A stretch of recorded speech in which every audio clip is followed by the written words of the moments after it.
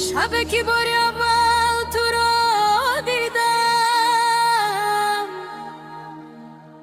آسمان با زمین نزدیک شد، چشمانی تو مثل ستاره.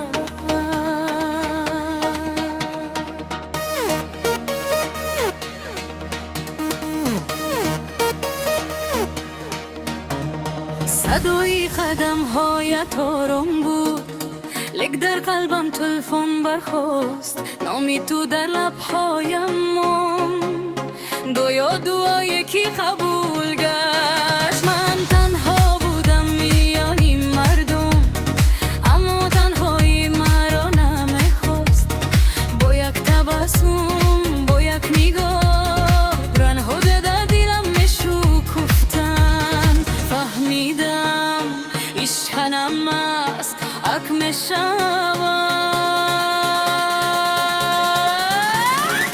تو آمدی مثل بهار، با زندگی سردی من رنگ آوردی پیروزدم.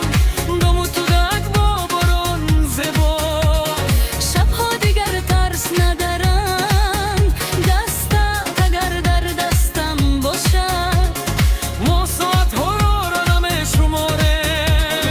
وقت نزدیم و منو ندارد، هر لحظه با تو یک عمر است. بدر جهان زدی ما ایستم، من باز تو رو انتخاب میکنم، زیرا در این دل خوردی من.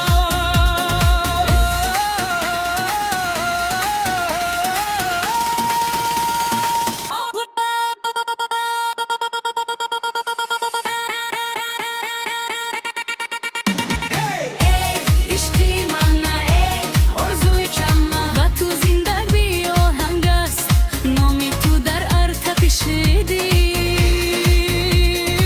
اگر راه دراز، اگر شب تیرم، من از تو قوت میگیرم. در نگاهی تو زندگی یافتم.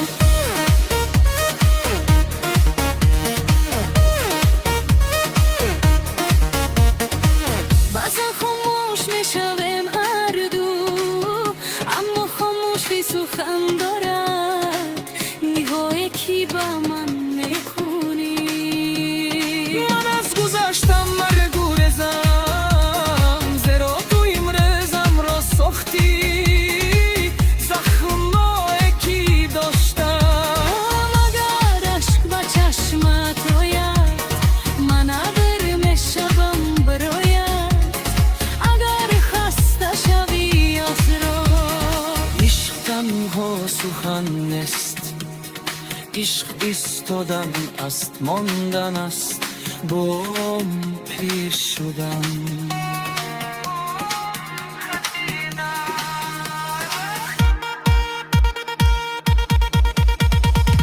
آرزو دارم یک خانه خود، با تیرز بسنه آفتاب، صدای خنده ترسودن.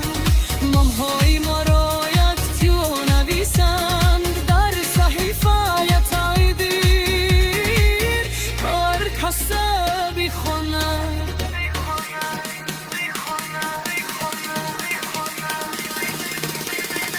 من تو را نه برای امروز، نه تنها برای جوانی میخوام، تو را